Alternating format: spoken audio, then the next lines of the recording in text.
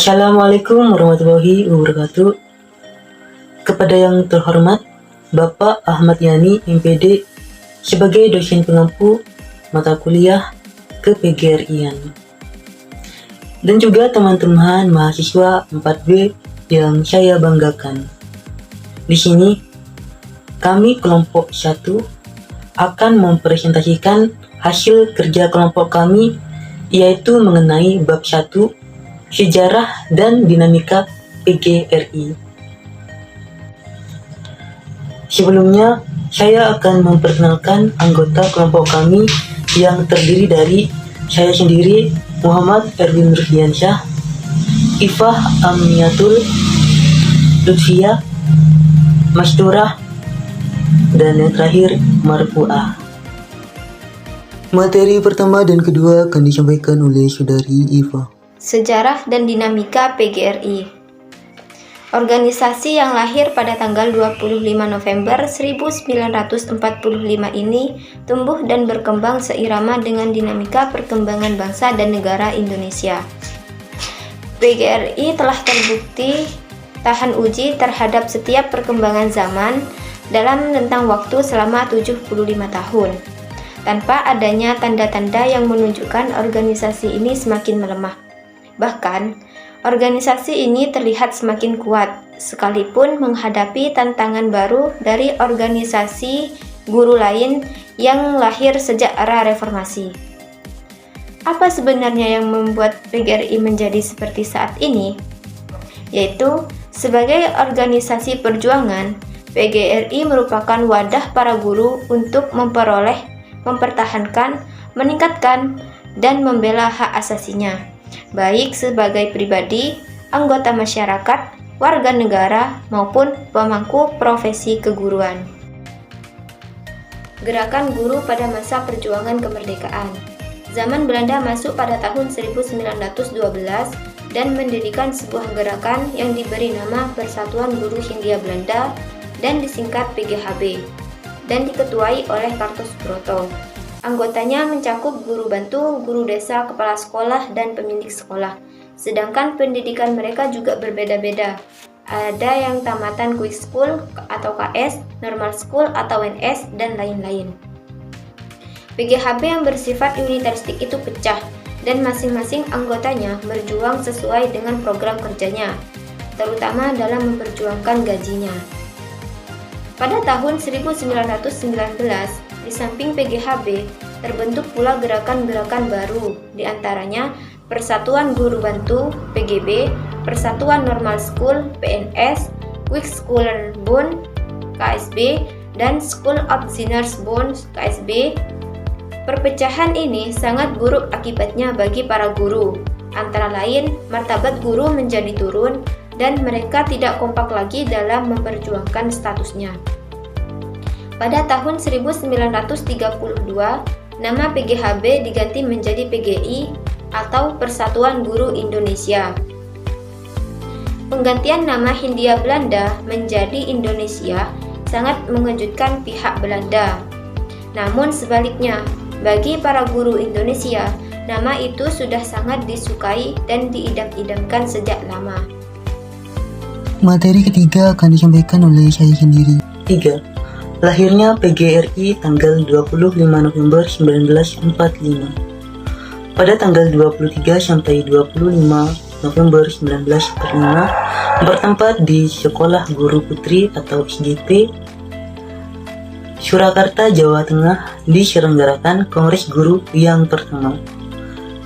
Dari kongres itulah lahirlah Persatuan Guru Republik Indonesia atau bisa disebut PGRI, yang merupakan wahana persatuan dan kesatuan segenap guru Republik Indonesia. Di antaranya pendiri PGRI yaitu 1. RH Koesnan, 2. Amin Singgi, 3. Ali Marsaban, 4. Dajeng Suegianto, 5. Suemini Adisasmito, 6. Abdullah Nurbambang, 7. Sutomo. Melalui kongres ini, segala bentuk perpecahan antara kelompok berdasarkan perbedaan tamatan atau ijazah di lingkungan pekerjaan, lingkungan daerah, aliran politik, agama, dan suku sepakat dihapuskan. Mereka serentak bersatu untuk mengisi kemerdekaan dengan 3 tujuan, yaitu yang pertama, mempertahankan dan menyempurnakan Republik. 2. Mempertinggi tingkat pendidikan dan pengajaran sesuai dengan dasar kerakyatan. Yang ketiga, membela hak dan nasib buruh umumnya, serta guru pada khususnya. Materi keempat dan kelima akan disampaikan oleh Saudari Marfuah. PGRI pada masa Perang Kemerdekaan 1945 sampai 1949. Kongres 2 PGRI di Surakarta pada tanggal 21 sampai 23 November 1946. Melalui kongres ini, PGRI mengajukan tuntutan kepada pemerintah, yaitu yang pertama sistem pendidikan, yang kedua gaji guru, dan yang ketiga diadakannya Undang-Undang Pokok Pendidikan dan Undang-Undang Pokok Perburuhan. Kongres ketiga PGRI di Madiun pada tanggal 27 sampai 29 Februari 1948, yaitu untuk meningkatkan efektivitas organisasi. Selanjutnya, PGRI pada masa demokrasi liberal 1950 sampai 1959. Kongres 4 di Yogyakarta pada tanggal 26 sampai 28 Februari 1950, Presiden RI saat memuji PGRI sebagai pencerminan semangat juang seorang guru. Kongres 5 di Bandung pada tanggal 19 sampai 24 Desember 1950 dikatakan sebagai Kongres Persatuan, yaitu untuk menyusun gaji seorang guru. Kongres 6 di Malang pada tanggal 24 sampai 30 November 1952. Kongres ini menyetujui beberapa keputusan penting, baik itu di bidang organisasi, pendidikan, dan kesejahteraan guru. Kongres 7 di Semarang pada tanggal 24 November sampai 1 Desember 1954. Dalam kongres ini terdapat banyak pertanyaan baik dalam bidang organisasi dan pendidikan. Kongres 8 di Bandung tahun 1956. Dalam kongres ini dijelaskan bahwa anggota PGRI menjadi meningkat.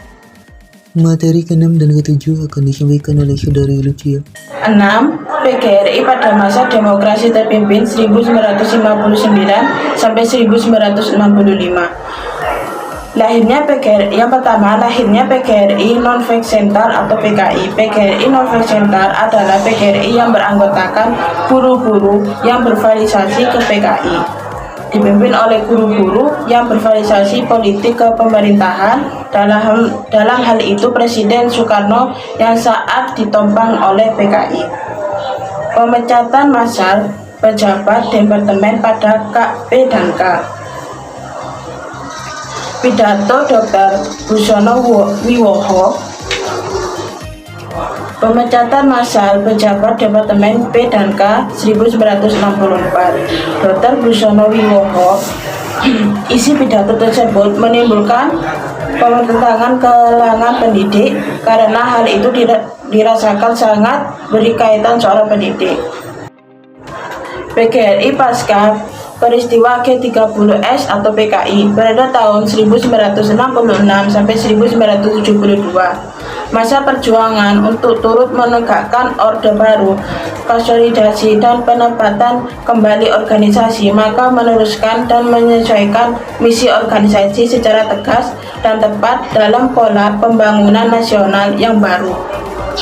Usaha PGRI melawan PGRI Non-Fact Center atau PKI pada tanggal 17 Agustus 1959 merupakan kebijaksanaan yang diterima dengan penuh penghargaan dan harapan oleh segenap bangsa yang telah lama mengalami penderitaan.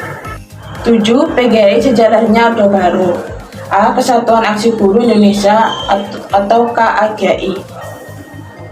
Peristiwa G30 merupakan puncak dan apa yang sebelumnya berlangsung dalam tubuh PGRI, yaitu perbuatan pengaruh antara kekuatan anti-PKI dan pro-PKI, intimidasi atau dan fitnah oleh kelompok pro-PKI, berdirinya PGRI Non-Fact Center, dan lain-lain. B. Konsolidasi organisasi pada awal Orde Baru. Konsolidasi organisasi PGRI dilakukan ke daerah-daerah dan cabang-cabang dengan prioritas ke daerah Jawa Tengah dan Jawa Timur. Pembenahan dan kedua daerah tersebut tidak saja akibat kekuatan pengaruh PGRI Novel serta PKI sebelumnya, tetapi juga menyangkut masalah dualisme dalam kepemimpinan nasional. Materi terakhir akan dijelaskan oleh Saudari Mastura. Arti lambang PGRI. 1. Bentuk cakra atau lingkaran melambangkan cita-cita, luhur, dan upaya menunaikan pengabdian terus-menerus. 2. Ukuran corak warna bagian tinggi lingkaran berwarna merah melambangkan pengabdian yang dilandasi kemurnian dan keberanian. Warna putih tulisan Persatuan Guru Republik Indonesia melambangkan pengabdian yang suci dan kasih sayang. Panduan warna pinggiran warna merah putih melambangkan pengabdian kepada negara, bangsa, tanah air Indonesia. 3. Suluh berdiri tegak bercorak 4 garis tegak dan datar berwarna kuning melambangkan fungsi guru dengan hakikat tugas pengabdian sebagai pendidik yang besar dan luhur.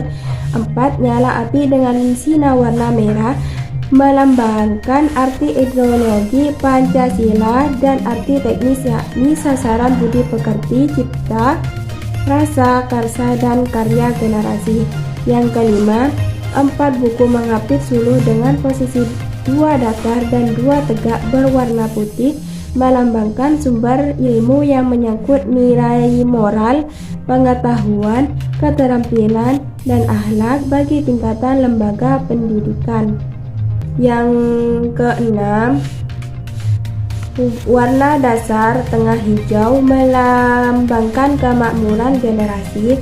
7. Arti keseluruhan guru Indonesia dengan itikat dan kesadaran pengabdian yang murni dengan segala keberanian, keluhuran jiwa dan kasih sayang, senantiasa menunaikan dharma baktinya kepada negara, tanah air, bangsa Indonesia dalam mendidik budi pekerti, cipta, rasa, karsa, dan karya generasi bangsa menjadi manusia Pancasila yang memiliki moral, pengetahuan, keterampilan akhlak yang tinggi.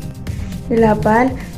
PGRI pada era reformasi. A. Profil singkat.